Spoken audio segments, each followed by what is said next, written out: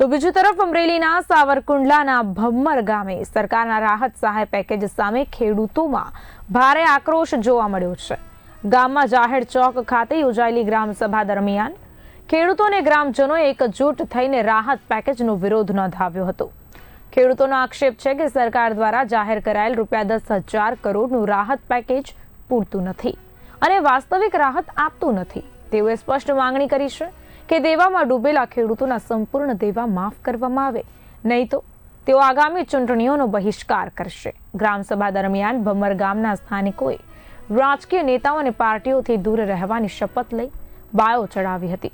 ખેડૂતોના કહેવા મુજબ વર્ષોથી પડતર સહાય અને અપૂરતી રાહતને કારણે તેઓ ભારે આર્થિક સંકટમાં છે।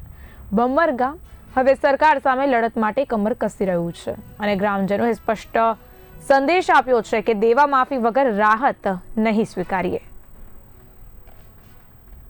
જે સરકાર દ્વારા જે પેકેજ જાહેર કરવામાં આવ્યું હતું એ પેકેજ અમારા ગામના જે ગ્રામજનો અને ખેડૂત ખાતેદારો છે એ તમામ ખેડૂત ખાતેદારો તેનો બહિષ્કાર કરી રહ્યા છે તથા અમારી તમામ આખા ગામની એક જ માગણી છે કે અમારું ગામનું તથા આખા રાજ્યનું જે સંપૂર્ણ દેવું છે એ તમામ પ્રકારનું બેંકનું અને મંડળીનું દેવું માફ કરવામાં આવે। ઉપરાંત જો અમારી આવનારી રણનીતિ એવી છે કે કોઈ પણ વ્યક્તિને કે કોઈ પણ પાર્ટી જે ભમ્મર ગામમાં આવશે તેનો અમે સંપૂર્ણપણે બહિષ્કાર કરીશું તથા આવનારી તમામ ચૂંટણીઓ ગામમાં બધા સમક્ષ ભેગા થયા છે અને આ જે પેકેજ આપ્યું છે એ પેકેજ સરકારે જે જાહેર કર્યું છે એ પેકેજને અમે ગણતરી કરી તો વીઘાના અત્યારે પાલાના ₹6,000 છે અને આ વીઘે ₹3,500 થાય છે। અમારે લેણું માફ કરવાનું છે। લેણું માફ ન થાય તો શું રણનીતિ? તો અહીંયા રણનીતિમાં કોઈ રાજકીય કોઈ રહેતા પક્ષે કોઈ આવશે કર્યો છે તો એને ગામમાં કરવા દઈશું નહીં। અત્યારે અમારા ગામમાં બધા જે સરકાર પેકેજ કર્યું છે એ કોઈને મંજૂર નથી।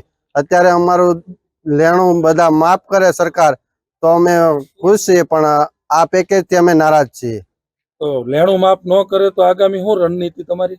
આગામી રણનીતિ અમારી એ જ રહેશે, જ્યારે પણ ચૂંટણી આવશે તે જે કાર્યકર્તા અમે અત્યાર સુધી તો બહુ કરેલા છે ચૂંટણીમાં, આપણે ચૂંટણીમાં પણ હોદ્દેદાર તરીકે કામગીરી ઘણી બધી લાટ કરેલી છે, પણ એ અત્યારે અમે હાવ બંધ કરી દઈશું, એના ઉપરથી અમે હાવ રાજીનામું આપી દઈશું।